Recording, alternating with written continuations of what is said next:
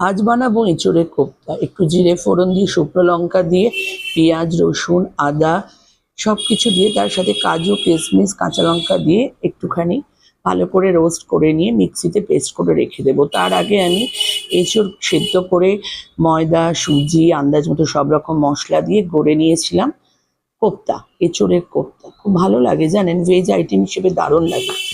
বড়াগুলো তৈরি হয়ে গেছে, ফ্রাই করে নিলাম। এরপর আর কিছুই নয়, বেটে রাখা মশলাটাকে ভালো করে তো পেস্ট করেই রেখেছিলাম, আবার একটুখানি মেথি ফোড়ন দিলাম, একটু হলুদ আন্দাজ মতো, কাশ্মীরি লঙ্কা, একটু ধনে গুঁড়ো, একটু নুন, একটু মিষ্টি, একটু ঘি আর একটু কাসুরি মেথি সব কিছু দিয়ে একটু ভালো করে কষে নিয়ে জল দিয়ে একটু ফুটতে দিতে হবে। তারপর কোপ্তাগুলোকে ছেড়ে দিতে হবে। একটু ফুটে নিলে নামানোর আগে একটু ঘি আর একটু কাসুরি মেথি দিয়ে নামিয়ে নিতে হবে। ব্যাস হয়ে গেল সুন্দর এঁচোড়ের কোপ্তা।